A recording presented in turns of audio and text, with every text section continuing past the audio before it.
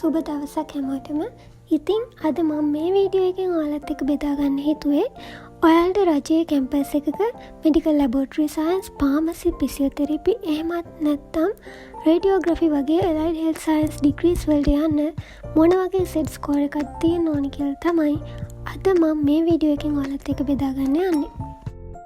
මේ තියෙන්නේ විශ්වවිද්‍යාල ප්‍රතිපාදන කොමිෂන් සභාව මගින් 2024-25 අවුරුද්දට අදාළව විශ්වවිද්‍යාල ප්‍රවේශය සඳහා නිකුත් කරපු කඩින් ලකුණු වාර්තාව. ඉතින් අපි බලමු මේ එක එක ඇලයිඩ් හෙල්ත් සයන්ස් ඩිග්‍රී වලට කොයි වගේ සෙට් ස්කෝර් එකක්ද තියෙන්න ඕනි කියලා. මුලින්ම අපි බලමු එක එක කැම්පස් එකට අදාළව මෙඩිකල් ලැබොරටරි සයන්ස් එහෙමත් නැත්නම් වෛද්‍ය රසායනාගාර විද්‍යාව පාඨමාලාවට කොයි වගේ ඉසෙට් එකක්ද තියෙන්න ඕනි කියලා. ඔයාලට පේනවා මේක අපි පේරාදෙණිය විශ්වවිද්‍යාලය ගත්තාම හැම දිස්ත්‍රික්කයකටම වගේ 1.7 වගේ ආසන්න ඉසෙට් එකක් තමයි කට් ඔෆ් එක විදිහට ඇවිල්ලා තියෙන්නේ. ඊට අමතරව අපි ශ්‍රී ජයවර්ධනපුර විශ්වවිද්‍යාලය ගත්තත් ඒකෙත් 1.6යි 8 6යි 9 වගේ 7 සමහර වගේ 1.7ක් තියෙනවා. 1.7ට ආසන්න වෙන ඉසෙට් අගයක් තමයි ගොඩක් දිස්ත්‍රික්කවල ඇවිල්ලා තියෙන්නේ. එතකොට අපි යාපනයේ කැම්පස් එකට ගැන කතා කරොත් එහෙම යාපනයේ කැම්පස් එකේ සමහර දිස්ත්‍රික්කවල 1.3 1.4 වගේ පෙන්නුම් කරලා තියෙනවා 1.5. එතකොට යාපනයේ දිස්ත්‍රික්කවල යාපනයේ කැම්පස් එකේ සමහර දිස්ත්‍රික්කවලට ඉසෙට් අගය අඩු වෙලා තියෙනවා 1.3 1.2 වගේ. දල වශයෙන් 1.4ත් 1.5ත් අතර වගේ ගන්න පුළුවන් ගොඩක් දිස්ත්‍රික්කවල. රුහුණු විශ්වවිද්‍යාලය ගැන කතා කරත් ඔයාලට පේනවා ගොඩක් දිස්ත්‍රික්කවල 1.6ට වැඩි සෙට් ස්කෝර් එකක් තමයි 24-25 අවුරුද්ද මෙඩිකල් ලැබොරටරි සයන්ස් වලට තිබිලා තියෙන්නේ. එතකොට සාමාන්‍යයෙන් කැම්පස් හතරම ගත්තාම අපිට 1.7ත් 1.4ත් අතර වගේ පරාසයක් අපිට දක්වන්න පුළුවන් මෙඩිකල් ලැබොරටරි සයන්ස් ඩිග්‍රී එකේ කට් ඔෆ් එක විදිහට. ඊට පස්සේ අපි දැන් බලමු පේරාදෙණිය යුනිවර්සිටි එකේ රේඩියෝග්‍රැෆි එහෙම නැත්නම් විකිරණ ශිල්පය සහ කොළඹ යුනිවර්සිටි එකේ මේ මෙඩිකල් ඉමේජින් ටෙක්නොලොජි එහෙම නැත්නම් වෛද්‍ය ප්‍රතිබිම්බ තාක්ෂණය කියන කෝසස් වලට කට් ඔෆ් එක කොයි වගේද තිබ්බේ කියලා. ඔයාලට පේනවා මේ රේඩියෝග්‍රැෆි වලට සාමාන්‍යයෙන් 1.4 1.5 වගේ කට් ඔෆ් එකක් තමයි තිබිලා තියෙන්නේ හැම දිස්ත්‍රික්කයකම වගේ. සමහර දිස්ත්‍රික්කවල 1.6 තිබිලා තියෙනවා. ඒ වගේම ඔයාලට පේනවා මේ කොළඹ යුනිවර්සිටි එකේ මෙඩිකල් ඉමේජින් ටෙක්නොලොජි වලටත් සාමාන්‍යයෙන් රේඩියෝග්‍රැෆි වලටම ආසන්න ඉසෙට් ස්කෝර් එකක් තමයි හැම දිස්ත්‍රික්කයකටම තිබිලා තියෙන්නේ. දැන් අපි බලමු මේ බෞද්ධ චිකිත්සක එහෙම නැත්නම් ෆිසියෝതെරපි වලට කොයි වගේ ඉසෙට් ස්කෝර් එකක්ද තියෙන්න ඕනි කියලා. මේක තියෙනවා පේරාදෙණිය යුනිවර්සිටි එකේ වගේම කොළඹ යුනිවර්සිටි එකේ. ඔයාලට පේනවා සාමාන්‍යයෙන් හැම දිස්ත්‍රික්කයකම වගේ 1.6යි 7 6යි 8 ඒ වගේ තියෙනවා. 1.7 1.6යි 5ට වැඩියෙන් සහ 1.7යි ගණන් වගේ තමයි හැම දිස්ත්‍රික් එකකින්ම වගේ මේ ෆිසියෝതെරපි වලට සිලෙක්ට් වෙලා තියෙන්නේ. ඒ වගේම ඔයාලට පේනවා යුනිවර්සිටි ඔෆ් කොළඹ සහ යුනිවර්සිටි ඔෆ් පේරාදෙණිය කියන දෙකටම ඔයාලට සාමාන්‍යයෙන් ආසන්න වශයෙන් සමාන ඉසෙට් ස්කෝර් තමයි 0.0 ගානක පොඩි වෙනසක් තමයි තියෙන්නේ සාමාන්‍යයෙන් මේ සෙට් ස්කෝර් දෙක අතරේ. එතකොට ඔයාලකින් දැන් හිතෙන්න පුළුවන් කෙනෙක්ට ඉසෙට් ස්කෝර් එක වැඩි වෙලා තියෙන මෙඩිකල් ලැබොරටරි සයන්ස් වලද ෆිසියෝതെරපි වලටද කියලා. සාමාන්‍යයෙන් ඒක එක එක අවුරුද්ද එක එක දිස්ත්‍රික් එක සහ යුනිවර්සිටි එක අනුව ඩිපෙන්ඩ් වෙනවා.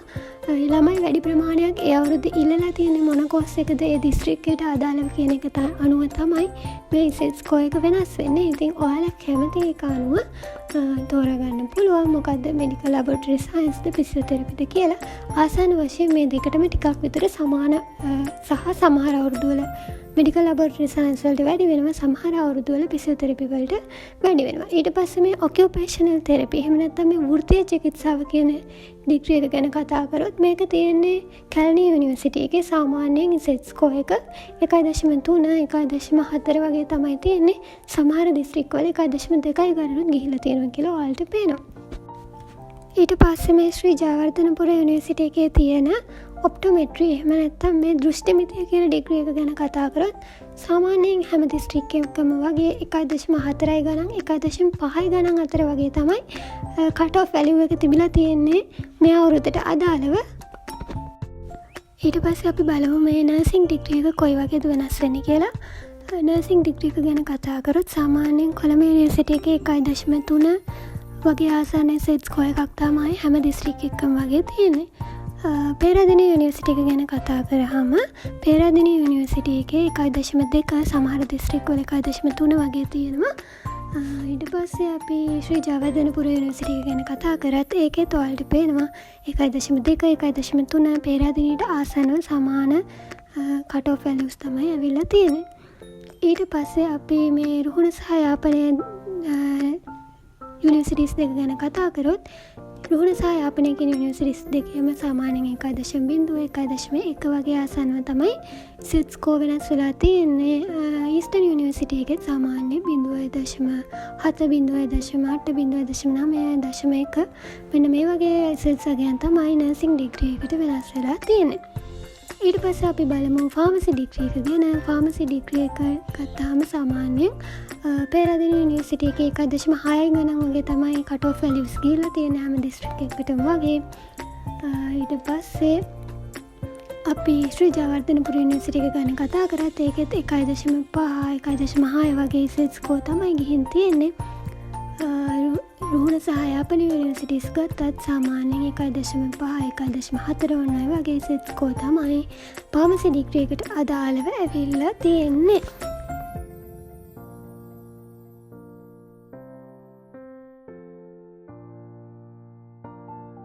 එතකොට මේ මුලින්ම UGC එක විශ්වවිද්‍යාල ප්‍රතිපාදන කොමිෂන් සභාවෙන් මුලින්ම වෙන කඩියම් ලකුණුනේ එක එක දිස්ත්‍රික්කයේ සහ එක එක ඩිග්‍රී එකට අදාළ එක එක යුනිවර්සිටි එකට. හැබැයි සාමාන්‍යයෙන් ළමයි සාමාන්‍ය විදිහට ළමයින් ෆස්ට් ෂයි ළමයි එහෙම ගොඩක් වෙලාවට මේ ඩිග්‍රී වලට රෙජිස්ටර් වෙනවා අඩු. එයාලා තව ෂයි එකක් කරනවානේ. එතකොට මේ ඩිග්‍රී වලට වේකන්සිස් ආවහම නැවත වේකන්සි ෆිල් කරන බෝඩ් රවුන්ඩ් වලදී මේ වගේ සෙට් ස්කෝර් අඩු වෙලා කට් ඔෆ් වැලියුස් අඩු වෙලා තමයි එන්නේ මේ බෝඩ් රවුන්ඩ් වලදී. එතකොට සමහර වෙලාවට මීට වඩා අඩුයි සෙට් ස්කෝර් වලදී මේ ඩිග්‍රී වලට යන්න chance එක එන්න පුළුවන්. ඉතින් මං හිතනවා ඔයාලට ඇලයිඩ් හෙල්ත් සයන්ස් ඩිග්‍රී වලට අදාළව මොන වගේ සෙට් ස්කෝර් එකක්ද ඕනේ කරන්න කියලා අවබෝධයක් ලැබෙන්න ඇති කියලා. ඉතින් මේ අවුරුද්දෙත් සාමාන්‍යයෙන් මේකට ආසන්න මේ අගයන් වලට ආසන්නව තමයි සාමාන්‍යයෙන් හැම අවුරුද්දෙම වගේ එන්නේ. ඉතින් ළමයි ඉල්ලලා තියෙන ප්‍රමාණය අනුව එක එක දිස්ත්‍රික්කේ යම් යම් වෙනස්කම් ඇති වෙන්න පුළුවන්. එතකොට මේ NQC කියලා තියෙන not qualified කියලා සමහර දිස්ත්‍රික් වලින් සමහර යුනිවර්සිටි වල ඩිග්‍රී ප්‍රෝග්‍රෑම් වලට ළමයි ගණන් නැති වෙන්න පුළුවන්. ඒ වගේ තියෙන ඉඩ ප්‍රමාණය සහ ඒ දේවලුත් එක්ක. ඒ නිසා තමයි මේ NQC කියලා දීලා තියෙන්නේ. ඉතින් මං හිතනවා ඔයාලට මේ වීඩියෝ එක ප්‍රයෝජනවත් වෙන්න ඇති. ඔයාලට අවබෝධයක් ලබා ගන්න. ඉතින් මේ වගේ තව විස්තර දැනගන්න මගේ channel එක අමතක නොකර subscribe කරන්න කියලා ආදරෙන් ඉල්ලනවා. ඒ වගේම අලුත් වීඩියෝ එකකින් ආයෙම හම්බෙමු. අමතක නොකර මගේ WhatsApp channel එකත් follow කරන්න කියලා ඉල්ලනවා.